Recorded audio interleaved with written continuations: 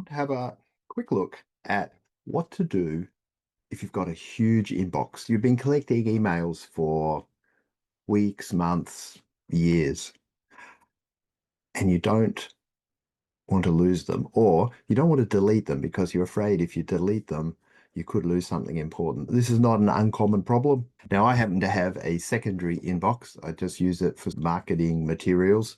You can see here there is 3,101 emails. So first, we've already looked up what's the minimum set of folders you need to run your system. Now, for many people, the strategy here is this idea of a just-in-case. The just-in-case folder is the one when your little brain goes, this isn't worth filing, but I can't bring myself to delete it. You put it in just in case. For some of us, 90% of our emails belong in just in case. Now, we won't go into the rest in this video. You might have emails or home or a place to put things where someone else is got to get back to you, but that could be in your calendar rather than a folder. Similarly, you've got to deal with your meetings and what you collect for the meetings, like the agendas and the papers, and that could be in your calendar, not a folder, or it could be in a OneNote or in a G-Doc. But the point is you've got somewhere, so when the meeting comes up, you can do it. Similarly, this idea of a running agenda, or sometimes called a speak to file, you need a little running agenda for your supervisor, for the principal, for people you supervise, possibly for individual students. So you can remember what you need to talk to them without having to scroll through the emails. And of course, you need more reference things like projects. The focus here is on dealing with this huge inbox. So most people's inbox looks something like this. If this is your inbox,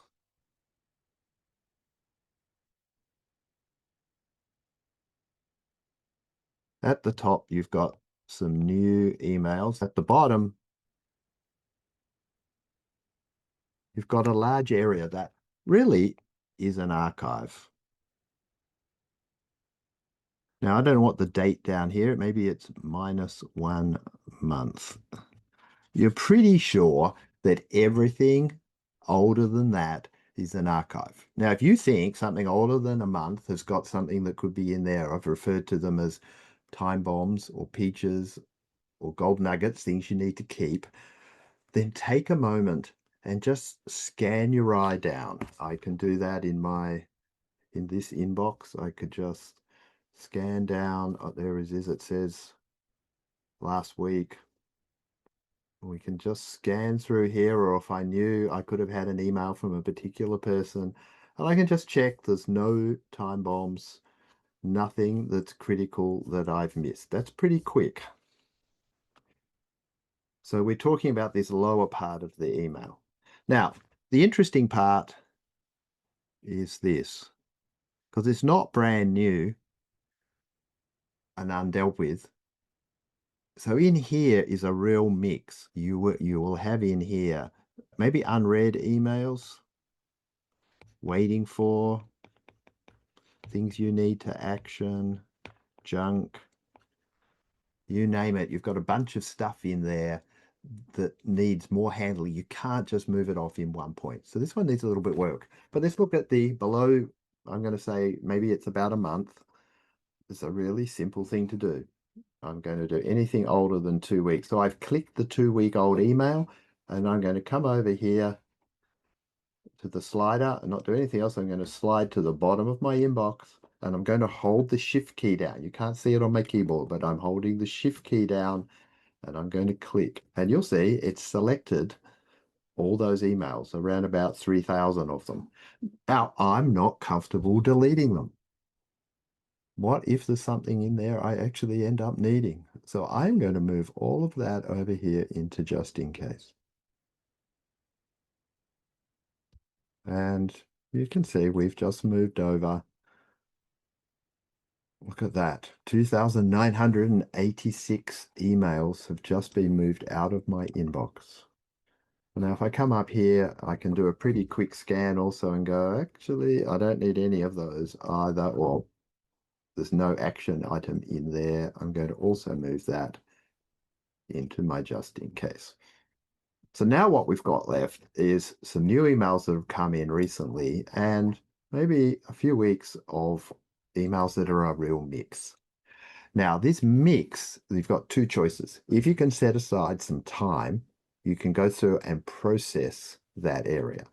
Uh, Look in the course at the process section. You're going to read each email, make a decision, decide what it needs, and take that action. And whether you're going to delay it by putting it in your calendar or on a list or to talk to someone, delegate it, just delete it, or do it.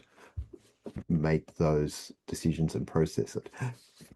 It's also possible for some people that that's too long. You want to go through it.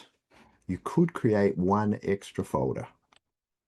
If I put a new folder in here, I'm going to call it exclamation mark backlog. And this is a set of work I really do need to go back and do some work on or check. I'm not ready to just archive it. Maybe it's everything from Monday this week down to here. I'm going to pop that in my backlog. So now I really have only got the new emails left that I'm going to process. But the backlog still needs processing. It just means I'm not going to do it now. But if I do this, I need to remember to process that backlog. I'll need some time in my calendar, maybe each day for 15 minutes to get through it, or I'm going to do a block in the evening while I'm watching television. Whatever it is that works for you, clean out that backlog quickly.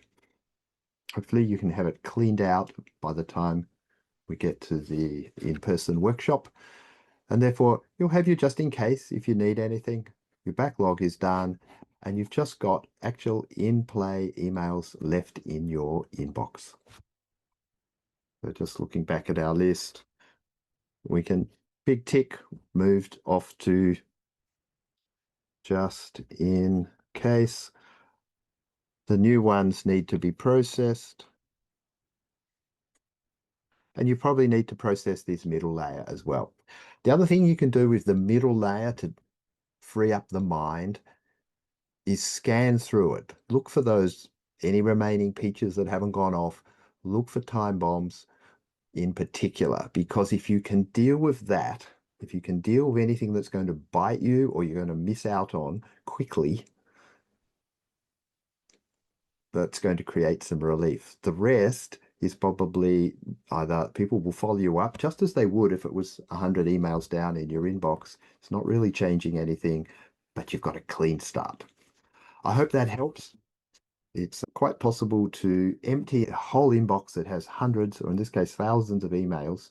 Do it really quickly, but set yourself up so you know you won't have lost anything and you're ready to move forward and design your new system. I hope that's helpful. I look forward to seeing you in person. Do ask questions in the forum if anything else come up. I am quite happy to make some videos go well.